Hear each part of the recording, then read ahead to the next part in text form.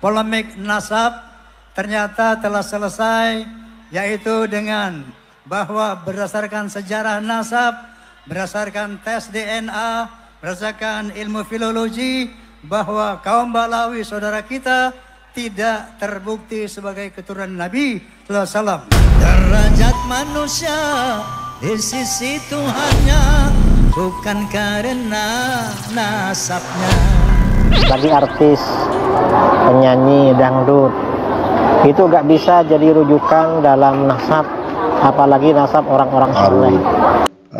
Ada bahar basit, ada bahar tawil, ada bahar wafir, dan bahar-bahar yang lain. Itu diajarkan bernyanyi, berqasidah, begitu.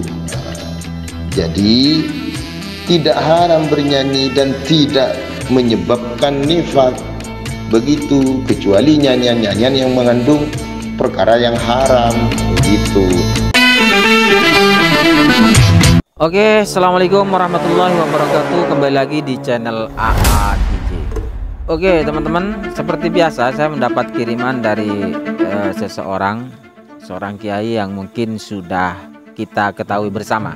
Dia banyak memberikan kontribusi tentang pernasaban.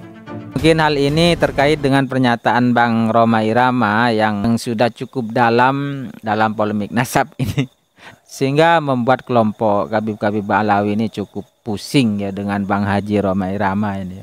Insyaallah, alhamdulillah, untuk 17-an kali ini Republik Indonesia mendapat hadiah ulang tahun, yaitu masalah polemik nasab ternyata telah selesai, yaitu dengan bahwa berdasarkan sejarah nasab, berdasarkan tes DNA, berdasarkan ilmu filologi, bahwa kaum Balawi saudara kita tidak terbukti sebagai keturunan Nabi SAW. Namun dengan demikian, mari kita tetap rekat ukhuwah Islamiyah, karena Allah Subhanahu wa taala berfirman, wa'tasimu bihablillahi jami'an wa la tafarraqu. Amin.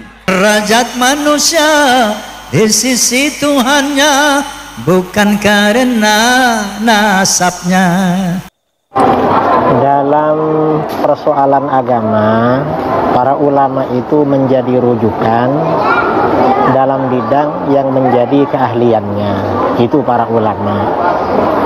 Kalau bukan ulama, gak bisa menjadi rujukan dalam bidang apapun, termasuk dalam bidang nasab. Apalagi artis, penyanyi dangdut itu gak bisa jadi rujukan dalam nasab, apalagi nasab orang-orang soleh.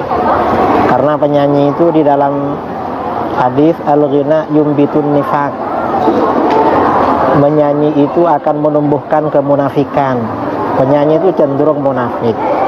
Apalagi juga bughdu ahlil bait nifak, membenci keluarga Nabi SAW itu kemunafikan juga. Kumpul sudah, asalnya penyanyi raja dangdut lalu berubah ahli nasab, mau jadi raja nasab, itu munafik namanya. Assalamualaikum warahmatullahi wabarakatuh. Pada kesempatan kali ini, dengan tanpa mengurangi rasa hormat kami kepada beliau, kami harus mengkoreksi statement beliau yang telah memberi label kepada Bang Haji Rhoma Irama dengan dua label sekaligus, yaitu munafik, begitu. Jadi kalau kita analogikan, ini merupakan mempersekusi mental. Maka dari itu kami mohon untuk tidak memberi label sembarangan sebagai orang munafik kepada seseorang. Di sini beliau memberikan landasan hadis yang berbunyi al-ghina yumbitun nifaq fil qalbi. Hadis ini diriwayatkan oleh Imam Abu Dawud. nyanyian-nyanyian ini dapat menumbuhkan sifat kemunafikan di dalam hati. Kalau sering bernyanyi, ya jadi orang munafik. Hadis ini tidak bisa dibuat hujah. Kenapa? Karena hadis ini hadis dhaif, begitu, rawinya majhul, dan juga hadis ini bertentangan dengan hadis sahih marwahul Bukhari wa Muslim yang berbunyi, dakhala Abu Bakr wa indi jariyatan min jawari al-ansar tughanniyani, ila an qala faqala Abu Bakar amazamir syaitan fi baiti Rasulillah sallallahu alaihi wasallam wa dhalika fi yaumi 'id. Faqala Rasulullah sallallahu alaihi wasallam, ya Aba Bakr, inna likulli qaumin 'ida wa hadha 'iduna.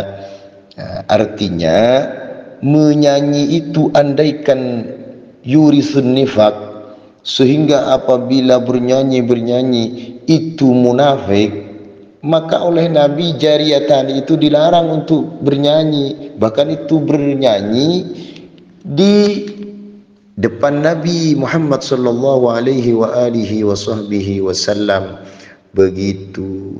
Bahkan nyanyian-nyanyian ini telah diajarkan di pondok pesantren, seperti kitab Arud, ada Bahar Basit, ada Bahar Tawil, ada Bahar Wafir, dan bahar-bahar yang lain. Itu diajarkan bernyanyi, berqasidah, begitu.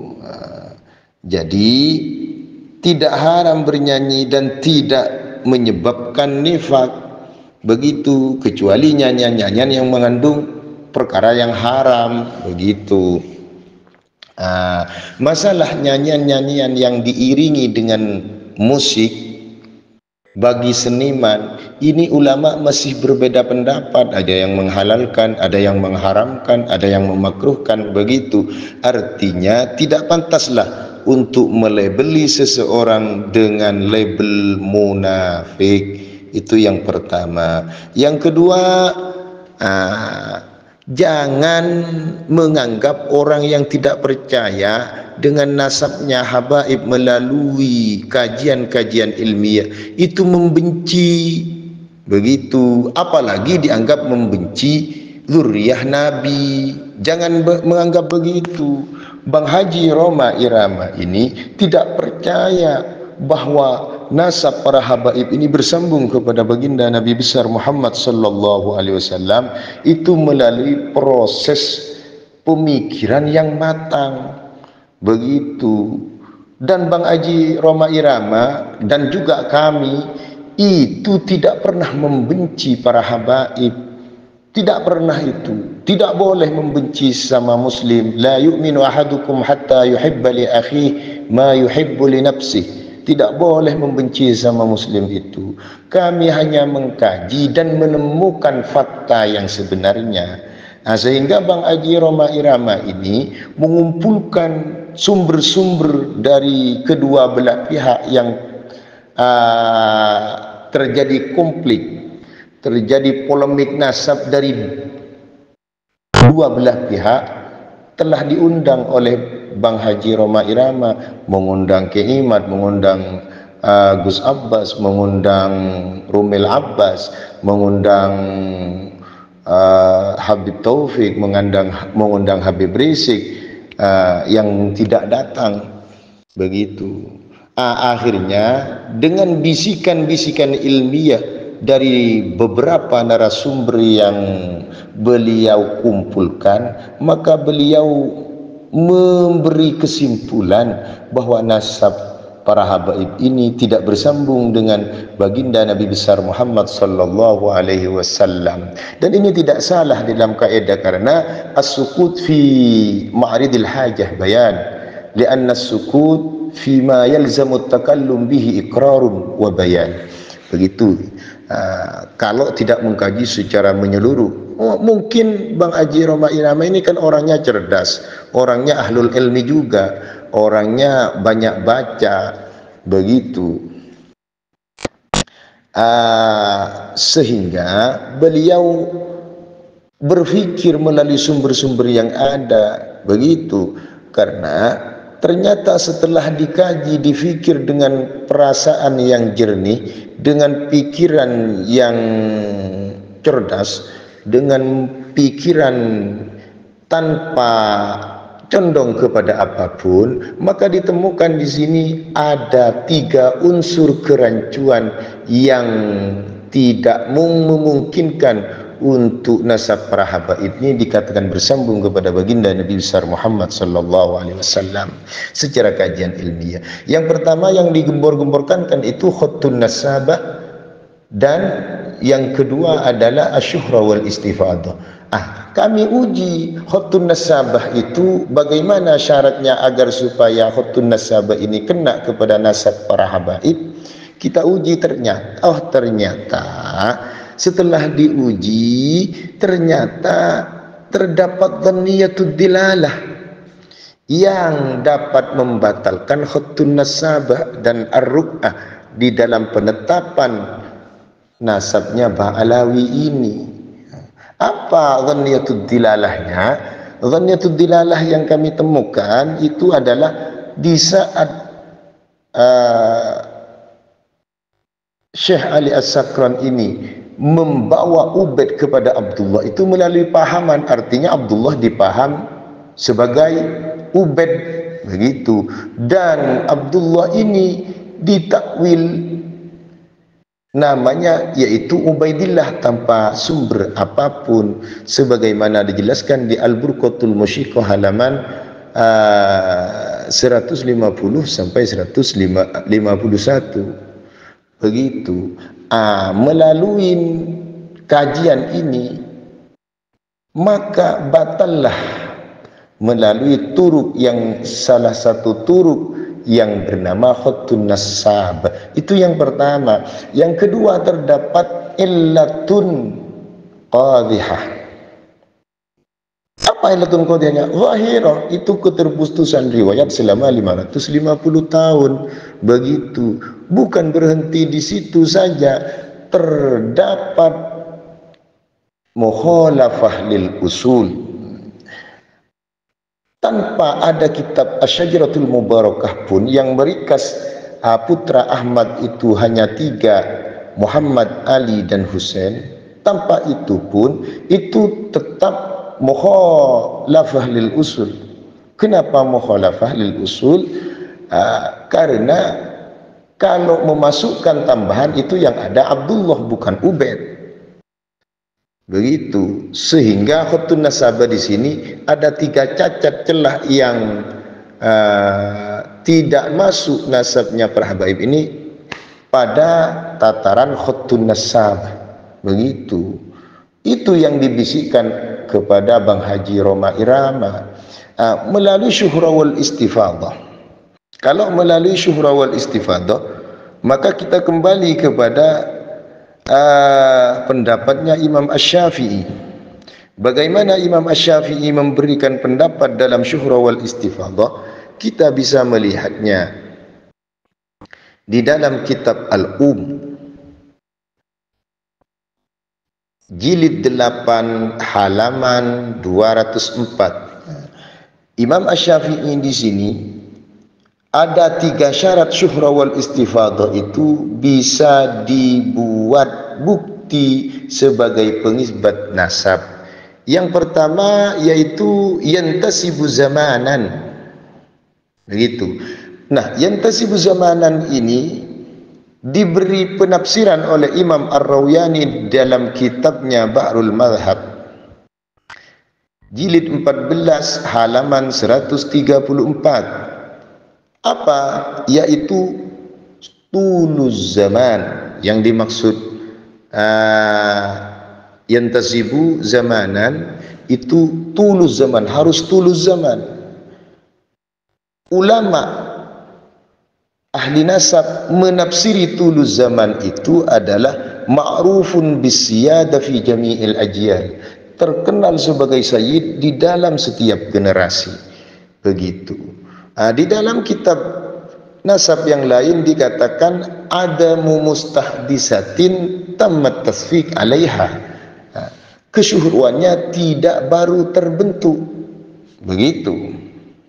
Ternyata di sini pun gagal kesyuhruannya. Di syarat yang pertama sudah gagal syuhra wal istifadahnya para habaib ini. Begitu, itu yang dibisikkan kepada Bang Haji Roma Irama, sehingga Bang Haji ini juga mengkaji.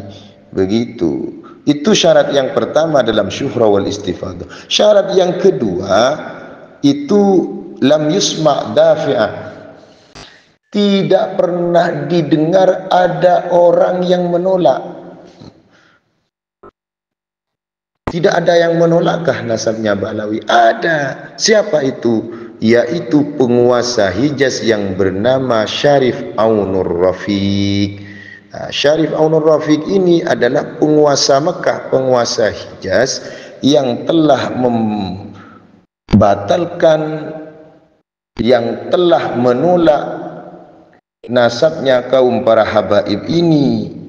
Buktinya di Al-Istizadah fi Akhbaris Sadah, karya Al-Habib Ali bin Muhsin As-Segaf, halaman 1093, dijelaskan di sana bahwa beliau melarang para sadah Ba'alawi ini, dilarang untuk mengatakan sadah.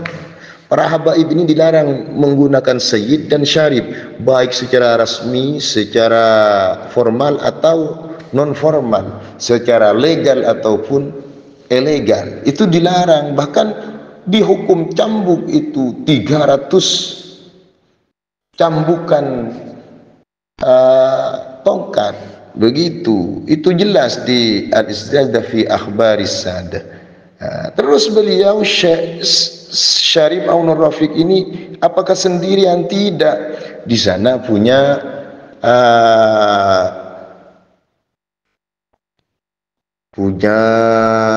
pegawai, punya pembantu, punya kementerian, punya pejabat-pejabat yang di bawahnya, bahkan yang sependapat dengan beliau itu seperti Syekh Ahmad bin Isa An-Najdi, Syekh Abu Syu'ib Ad-Dukkani, Syekh Ibrahim Al-Uskubi, itu sependapat dengan beliau. Bahkan di dalam Tarikh Mekah jilid 2 halaman 622, beliau dikomentari oleh ulama, wa kana Syarif Aunur Rafiq muhibban lil ilmi wal ulama wa dahiyatan min duhati bani Hasan fi ahdihi wa haziman akilan aliman tarikhan bari'a fil funun mutadallian fi aktsaril ulum. Itu komentarnya ulama kepada Syarif Aunur Rafiq, sehingga dafi'nya beliau sebagai penguasa Hijaz dan juga sebagai ilmuwan bisa diterima. Ternyata terdapat itu penolakan. Nah, ini juga menghalangi kesyuhruan para kaum habaib ini, sehingga harus mendatangkan bayyinah. Tidak berhenti di situ saja, Imam Asy-Syafi'i juga menambahkan harus ada muraibah. Ternyata banyak kerancuan, baik secara kajian ilmu sejarah juga kajian tes DNA yang tidak terkonfirmasi sebagai keturunan baginda Nabi besar Muhammad sallallahu alaihi wasallam, juga keterputusan riwayat selama 550 tahun. Begitu. Nah, Bang Haji Roma Irama ini ngerti dengan itu, sehingga beliau mengatakan bahwa para habaib ini tidak bernasab kepada baginda Nabi besar Muhammad sallallahu alaihi wasallam melalui kajian ilmu yang telah dipaparkan tadi, sehingga begitu itu tidak bisa dianggap membenci dzurriyyah Nabi. Tidak percaya dengan argumen hujjah yang jelas bahwa habaib ini keturunan Nabi. Begitu. Kalau membenci, ya tidak boleh membenci sama muslim. La yu'minu ahadukum hatta yuhibba li akhihi ma yuhibbu li nafsihi.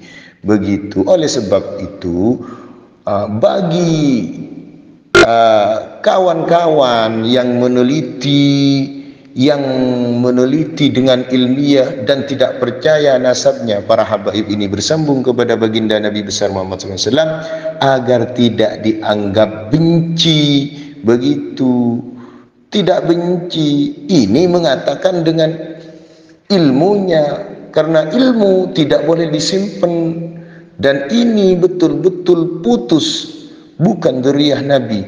Secara kajian, 3 kajian yang dapat dipertanggungjawabkan bahkan melalui filolog itu sudah gagal juga. Begitu.